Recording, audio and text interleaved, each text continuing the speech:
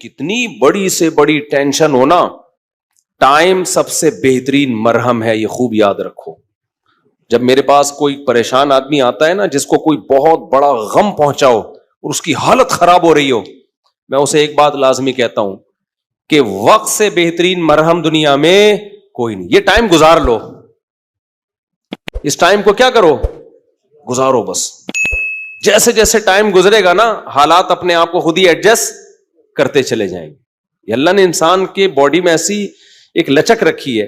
میں نے ایک ڈاکٹر صاحب سے پوچھا، ڈاکٹر صاحب اب پین کلر ایجاد ہو گیا ہے، درد ہوتا ہے، لوگ ٹیکا لگاتے ہیں، پہلے زمانے میں کیا ہوتا تھا؟ داڑھ کے درد کی تکلیف کتنی زیادہ ہوتی ہے نا، داڑھ کا درد ہو رہا ہو، اب تو پین کلر کھا لیتے ہیں لوگ. تو کیا کرتے تھے؟ 2-4 دن کے بعد تو مرنے لگتے ہوں گے. انہوں نے کہا اللہ نے ایسا سسٹم بنایا ہے، پین جب زیادہ عرصہ چلتا ہے نا، باڈی یا تو وہ خود ہی باڈی اس کو کم کر دیتی ہے یا وہ فیل ہونا کم ہو جاتا ہے. تو اللہ بھی تو ہے نا، اللہ کی میاں کا بھی تو ایک سسٹم ہے بنایا ہوا. جیل میں جو لوگ قید میں چلے جاتے ہیں، لمبے لمبے عرصے قید رہتے ہیں، جب وہ چھوٹ کے آتے ہیں بتاتے ہیں کہ شروع میں ہم 2-3 دن خودکشی کے خیال آتے تھے اس کوٹری میں، یار کیسے نکلیں گے، کہاں جا کے سر ماریں. کہہ رہے ہیں 1 ہفتہ 2 ہفتہ 3 ہفتہ 4 ہفتہ، اس کے بعد یوز ٹو. کیا ہو گئے؟ ایک آدمی 4 سال جیل میں رہ کے آیا، 4 سال. کہتا ہے 4 سال میں نے دھوپ، اچھا بھلا آدمی بھی بہادر آباد اور ڈیفنس کا جو لگژری لائف اسٹائل میں ٹائم گزارا. میں نام نہیں بتاؤں گا، بدنام ہو جائے گا بیچارہ، ایسا نہ ہو مزید کوئی رشتہ ہی نہ دے اس کو. مدیز اس لیے کہ شادی شدہ ہے. خیر اس وقت کمارا تھا وہ، تو وہ کسی شبہ میں اٹھا کے لے گئے اس کو. اچھا بھلا ڈیفنس یا بہادر آباد کا لڑکا تھا. بہادر آباد بھی اچھا ایک ایسا علاقہ ہے، لگژری لائف اسٹائل میں پلا. زیادہ ٹائم اس کا یورپ اور یعنی یورپ میں گزرا ہے. کسی شبہ میں اٹھا لیا اس کو. 4 سال اس نے دھوپ نہیں دیکھی. کہہ رہے میں جب اندر گیا ہوں نا، ایک پپو فیملی کا، برگر فیملی کا بچہ اندر گیا تو کیا حال، لیکن کچھ چیزیں سنی ہوئی تھیں، علماء کی تقریریں، کچھ صبر سے متعلق، کچھ ایک کہ بھئی جب مصیبت اللہ کی طرف سے آتی ہے اس میں اجر اللہ کی طرف سے. بھائی قصور تو نہیں تھا اس کا، اب یہ تو اللہ کی طرف سے مصیبت ہے. نبی صلی اللہ علیہ وسلم نے فرمایا ایک کانٹا بھی چبھتا ہے نا، اس پہ بھی اجر ملتا ہے. اللہ تھوڑی غافل ہے، ہر چیز آزمائش ہے ہمارے لیے. خوب سمجھ لو، اتفاق سے کچھ بھی نہیں ہو رہا. یہ جو ہم سمجھتے ہیں نا بائی چانس ایسا ہو گیا ہے، یہ ہمیں دیکھنے میں ایسا لگ رہا ہوتا ہے، ورنہ بائی چانس کچھ بھی نہیں ہوتا. جو کچھ ہو رہا ہے اللہ کے ارادے سے ہو رہا ہے. خوشی بھی پہنچ رہی ہے اللہ کے ارادے سے، غم بھی پہنچ رہا ہے اللہ کے ارادے سے. تو نبی نے فرمایا کہ جس کو خوشی پہنچتی ہے نا مسلمان کو، کافر کو خوشی پہنچتی ہے کہتے بائی چانس، یہ ہو گئے میری لک ہے، وہ لک کہتا ہے اس کو، لک ہے. ایک دفعہ میں ایک ڈاکومنٹری دیکھ رہا تھا، یہ جو کروڑوں اسپم ہوتے ہیں نا جو ماں کے رحم میں جاتے ہیں، جن میں سے ایک کو اللہ سلیکٹ کرتے ہیں انسان بنانے کے لیے. تو ڈاکومنٹری میں کسی گورے نے لکھا ہوا تھا کہ آئی ون دس میچ، یعنی کروڑوں خربوں میں یہ میچ جیت گیا. ٹھیک ہے، او بھائی تو نہیں جیتا ہے، یہ سلیکشن کس کی ہے؟ اللہ کی ہے. وہ کہہ رہے ہیں بھی بائی چانس ہو گیا کہ میں پیدا ہو گیا. بائی چانس کوئی بھی نہیں ہوتا، سب کس کا ارادے سے ہو رہا ہے؟ اللہ کے. اللہ نے تجھے پیدا کرنے کے لیے کمبخت سلیکٹ کیا ہے. اور اللہ پھر کہہ رہے ہیں نحن خلقناکم، ہم نے تمہیں پیدا کیا، ہمارا احسان ہے، تو اب اس احسان کا بدلہ دو. تو جہاں آپ یہ کہیں گے نا اتفاق سے ایسا ہو رہا ہے، وہاں خوشی پہ اتراؤ گے بھی اور غموں پہ ٹینشن میں بھی آؤ گے. یار کیوں ہو گیا میرے ساتھ؟ اچھا ہٹلر کتنا روتا رہتا آخری عمر تک، تبھی پھر وہ خودکشی کر لی اس نے کہ یار 1 ہفتہ پہلے میں رشیا پہ اٹیک کر دیتا، ہاں یار کتنی بڑی غلطی ہوئی ہے مجھ سے. وہ کہتے ہیں ایک ہفتہ پہلے اٹیک کر دیتے نا تو رشیا کا نقشہ کچھ اور ہوتا. وہ 1 ہفتہ رہ گیا، پتہ نہیں پولینڈ ولینڈ کے کس کے چکر میں رہ گیا، تو وہ رشیا نے اٹیک کر کے اس کی ایسی کی تیسی کر دی. تو روتا رہتا تھا وہ. ابے روتا رہتا نہیں، تو نے جو کچھ حرکتیں کی ہیں تو اللہ نے تجھے کیا دیا اس کا بدلہ. خیر تو توبہ کر لیتا. مسلمان ہوتا تو کیا کہتا؟ یار اللہ کی طرف سے چپت لگ گئی ہے میرے، اب توبہ استغفار کر لو. اور توبہ ایسی خاندانی چیز ہے یار، کچھ بھی ہو جائے. ہٹلر مسلمان ہوتا کہتا میں نے ہزاروں لاکھوں انسانوں کو قتل کر دیا, بند کمرے میں جا کے گڑ گڑا لیتا اللہ سے, معاف کر دے اللہ. دنیا کو نہیں پتا چلتا, اللہ کیا کر دیتا, معاف. لیکن چونکہ کافر تھا تو کیا ہوا ہے, اس نے قوم کا مجرم تھا وہ, اس نے کہا کیا کر سکتے ہیں, اس کو پتا تھا پبلک نہیں چھوڑے گی, تو اٹھا کر کے مارکیٹ سے اپنے آپ کو شارٹ کر لیا. انجام بھی برا, زندگی بھی بری. مسلمان کی زندگی بری ہو, کم از کم انجام اچھا اس کے اختیار میں ہوتا ہے. یار اللہ کو منا لو, اللہ کہتا ہے 100 انسانوں کے قاتل کو بھی میں بخش دوں گا. خیر میں وہ واقعہ سنا دوں میں. تو وہ کیا ہوا ہے کہ وہ بہادر آباد کا پپو بچہ جو ہے نا, کہاں چلا گیا, جیل میں. اب علماء سے اس کا تعلق تھا, ماشاءاللہ داڑھی بھی رکھی ہوئی تھی اس نے, کہ یار اب یہ غم کس کی طرف سے ہوتے ہیں, اللہ کی طرف سے. تو مجھے اپنا قصہ سنا, میں نے کہا یار 4 سال میں تو دھوپ میں نا ایک دن نہ بیٹھوں, میں ڈپریشن میں جانا شروع ہو جاتا ہوں. یہ جو بند کمروں میں لوگ سارا دن بیٹھے رہتے ہیں, پتہ نہیں کیسے. ہم نیچر سے جس کو بھی محبت ہوگی نا, وہ دھوپ نہیں چھوڑ سکتا بھائی. بکریاں مرغی انڈے نہیں چھوڑ سکتا, دھوپ نہیں چھوڑ سکتا وہ. بکریاں مرغی تو چلو زیادہ ہو گیا, لیکن دھوپ نہیں چھوڑ سکتا وہ. تو میں نے کہا 4 سال آپ کیسے بند کمرے میں رہے ہیں, اور بھی قیدی تھے. کہہ رہے میں 2-3 دن تو ٹینشن میں رہا. پھر میں نے کہا اچھا یہ بھی نہیں پتا کہ نکلیں گے کب یہاں سے. یہ پتا ہو نا, آدمی کہتا ہے چلو 4 سال میں دن گننا شروع کر دو. یہ بھی نہیں پتا نکلیں گے ہی بھی نہیں نکلیں گے. کہہ رہے میں نے کہا جو ہونا تھا وہ تو ہو گیا, اب ہم تو جیل کی دیوار توڑ کے بھاگ نہیں سکتے. تو کہہ رہے میں نے کیا کیا, پھر وہاں پر میں نے اٹھک بیٹھک اور ایکسرسائز شروع کر دی کہ بھائی ٹائم کیا کرو, پاس کرو. ٹھیک ہے. کہہ رہے اس کا فائدہ یہ ہوتا ہے 400 دفعہ میں بیٹھ کے, کیونکہ اور تو کوئی کام ہی نہیں ہے اسٹیمنا بنانے کے علاوہ. اسٹیمنا بنانے کے علاوہ کوئی کام ہے ہی نہیں. اچھا ہے بڑا پاورفل ماشاءاللہ, آپ کبھی ملو تو آپ دیکھو گے بہت زیادہ, ساری طاقت جیل میں بنائی ہے اس نے. کہہ رہا ہے میں بیٹھ کے لگاتا تھا ان 4 پھر ڈپس لگاتا تھا, پتہ نہیں کتنے ڈپس لگا لیتا تھا, ایکسرسائز کرتا تھا. کہہ رہا ہے اس کا فائدہ یہ ہوتا تھا اتنا تھک جاتا تھا کہ مجھے نیند خاندانی آتی تھی. ظاہر ہے نیند تو 20 بیماری کا علاج ہے. ڈپریشن ختم کرنے کا سب سے بہترین ذریعہ ہی گہری نیند ہے. ڈاکٹر ڈپریشن کے مریضوں کو کیا دیتے ہیں, نیند کی گولیاں دیتے ہیں کہ سوتا رہے بس, پتہ ہی نہ چلے پی ٹی آئی آ رہی ہے کہ جے یو آئی آ رہی ہے کہ مسلم لیگ آ رہے ہیں, کہ یہ ٹینشن ہی ختم, اسٹیبلشمنٹ کیا کر رہی ہے چھوڑو. تو کہہ رہے ہیں میرے ساتھ جو قیدی تھے نا وہ بہت سے اس میں پاگل ہو گئے, کیونکہ بیٹھے رہتے تھے, سوچتے رہتے تھے ہر وقت دماغ میں نا کیا یہاں سے نکلیں کیسے. حالانکہ بہت سے جرم کر کے آئے ہوئے تھے, ٹھیک ہے, ان کا تو بنتا تھا. تو کہہ رہے 4 سال کے بعد رہائی کا فیصلہ ہوا. کہہ رہے ہم جب باہر نکلے تو پھر دنیا جنت لگی.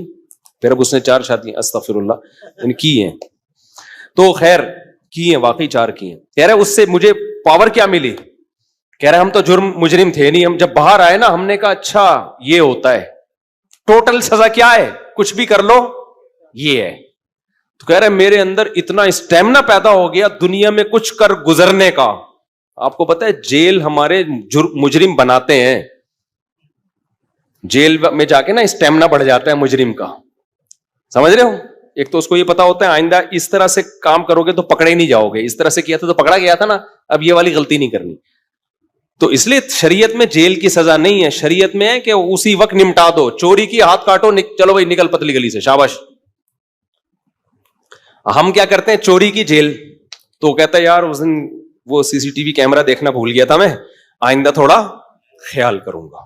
پھر وہاں سارے چور ہی بیٹھے ہوتے ہیں, کوئی نیک آدمی تو آیا نہیں ہوتا جیل میں. تو چور آپس میں ان کی کیا ڈسکشن ہوگی, وہ تہجد کی باتیں تھوڑی کریں گے.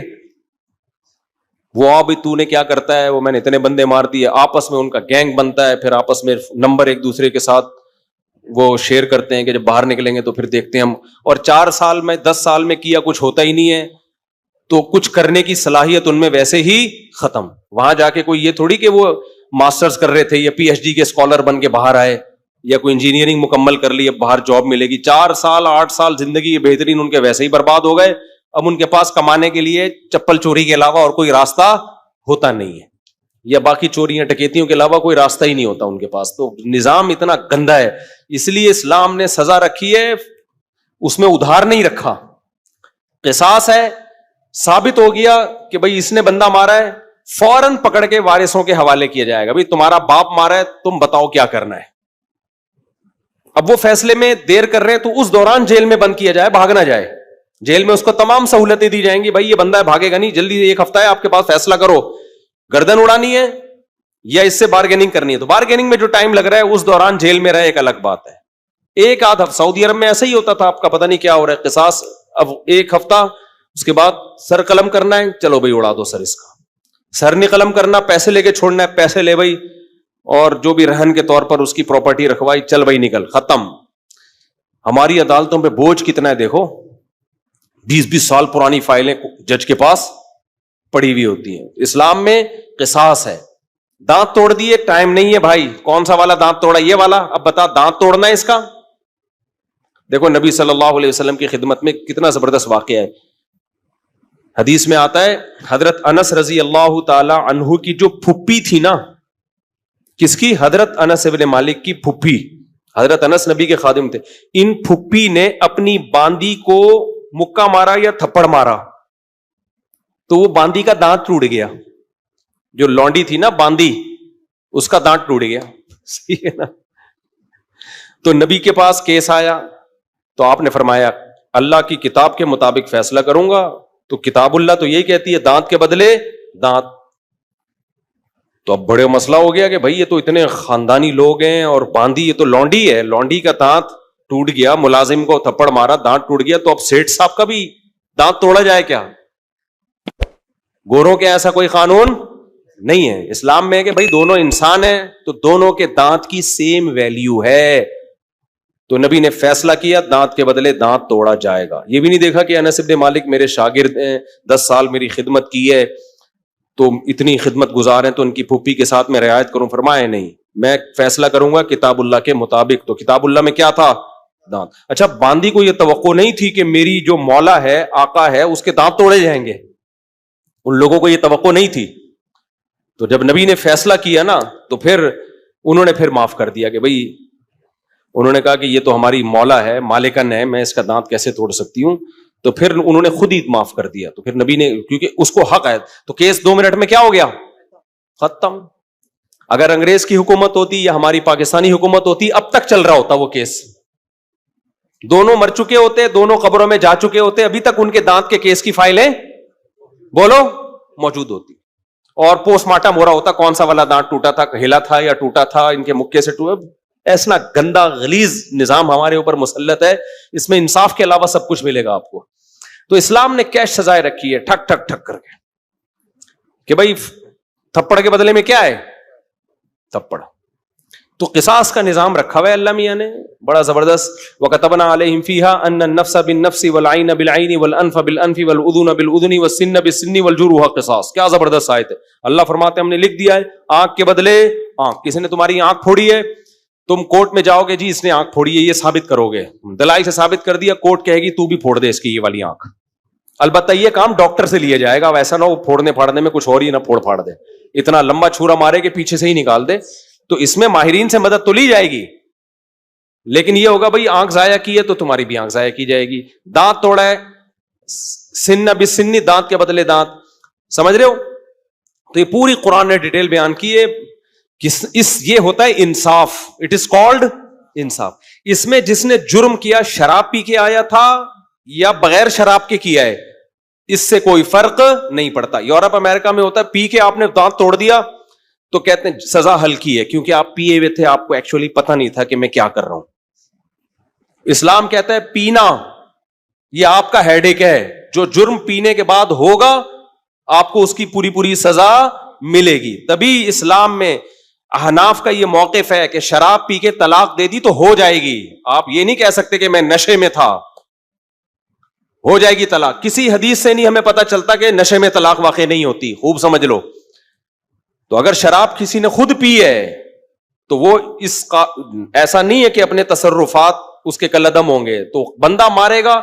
شراب پی کے بندہ قتل کر دیا نا تو شرابی سے قصاص لیا جائے گا. حالانکہ قصاص تو ایسی چیز ہے جو شبہے سے بھی ساقط ہو جاتی ہے. سمجھ رہے ہو؟ دیکھو ایک مثال دیتا ہوں. آپ نے ڈنڈا گھمایا, کسی کے سر پھوڑ دیا, وہ مر گیا, تو قصاص نہیں ہے, آپ کو قتل نہیں کیا جائے گا, دیت دی جائے گی. وجہ اس کی ہے کہ اس میں اس بات کا امکان تھا کہ ہو سکتا ہے یہ قتل نہ کرنا چاہ رہا ہو, غلطی سے بندہ مر گیا ہو. جیسے موسیٰ علیہ السلام نے تھپڑ لگایا تھا قتل کرنے کی نیت سے تھوڑی, تو وہ بندہ ہی مر گیا. اب اس میں قصاص تھوڑی ہے بھائی, ہم نے جان کے تھوڑی مارا ہے. تو ڈنڈے میں اس بات کا امکان ہوتا ہے کہ بھائی ویسے ہی پتھر مار رہا ہو تو قتل کی ارادہ نہ ہو. آلہ جارحہ جسے کہتے ہیں نا, جو قتل ہی کے لیے بنے, بندوق ہے, چاقو ہے, اس سے کوئی مارے گا تو قصاص ہے. سمجھتے ہو کہ نہیں سمجھتے؟ ہاں, ڈنڈے سے کسی نے مارا اور دلائل سے پتا چل گیا کہ اس کی نیت ہی قتل کرنے کی تھی, وہ ایک الگ بات ہے. لیکن نارملی جو ہے نا, جب قتل کے لیے آلہ جارحہ کا ہونا ضروری ہے. اب مسئلہ یہ ہے, میں بات ہی پتہ نہیں بھول گیا جو بتانا چاہ رہا تھا. یہ میں نے ڈنڈے والی مثال کیوں دی ہے؟ ہاں دیکھو, میں بتانے کا مقصد یہ تھا کہ ذرا سا بھی شبہ آ جائے نا کہ پتہ نہیں اس کی نیت قتل کی تھی یا نہیں تھی, تو اس کا فائدہ کس کو ہوگا؟ قاتل کو. اس سے قصاص نہیں لیا جائے گا, کیونکہ ہو سکتا ہے یہ قتل نہ کرنا چاہ رہا ہو, غلطی سے بندہ مر گیا ہو, یہ تو سر پھوڑنا چاہ رہا ہو, خالی تھپڑ مارنا چاہ رہا ہو. لیکن شراب پی کے کسی نے بندہ مار دیا نا چاقو سے یا بندوق سے, یہاں شریعت قاتل کو فیور نہیں دیتی. حالانکہ زیادہ فیور بنتا ہے, یار اس کی نیت تھوڑی تھی, تو پی کے ٹہل رہا تھا. تو احناف یہی کہتے ہیں, امام حنیفہ, کہ جب قاتل کو شراب کے بعد اتنا سا فیور نہیں دیا جا رہا, حالانکہ اس کا دماغ کام نہیں کر رہا, تو طلاق تو قصاص سے کم درجے کی چیز ہے. اس میں اگر کوئی پی کے طلاق دے گا نا تو ہو جائے گی. سمجھتے ہو؟ کیونکہ اس کے اس جرم کو فیور نہیں دیا جائے گا اس پہ, کیونکہ پی کیوں تو نے. وہ کہہ سکتا ہے نا میں تو پی ہوئی تھی تو مجھے کیا پتا, پینے سے پہلے تو تجھے پتا تھا نا, پینے کے بعد کچھ بھی ہو سکتا ہے, بندہ بھی مر سکتا ہے, بیوی کو ڈیورس بھی ہو سکتی ہے. یا ایک مشہور سوال ہے کہ پی اس نے, سزا بیوی کو کیوں دے رہے ہو؟ تو طلاق میں شریعت نے مرد کے تصرف کا اعتبار کیا ہے, اس میں عورت کی پوزیشن کو نہیں دیکھا ہے کہ وہ مظلوم تھی یا ظالم تھی. مرد کی, کیونکہ طلاق کہتے ہیں مرد کی ملکیت سے چیز کا نکلنا, اس میں شریعت نے یہ سمجھا ہے نقصان مرد کا زیادہ ہو رہا ہے. سمجھتے ہو کہ نہیں سمجھتے ہو؟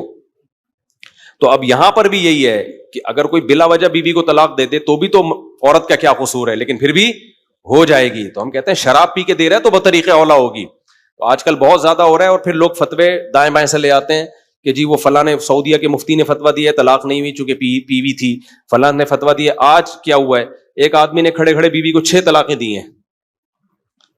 سب نے یہاں کے مدارس نے فتویٰ دیا, طلاقیں ہو گئی ہیں. سعودیہ کے کسی مفتی سے لائیو ویڈیو کال پہ بات کی, اس مفتی نے بولا کہ میں کسی فقہ شقہ کو نہیں مانتا, کوئی طلاق نہیں ہے.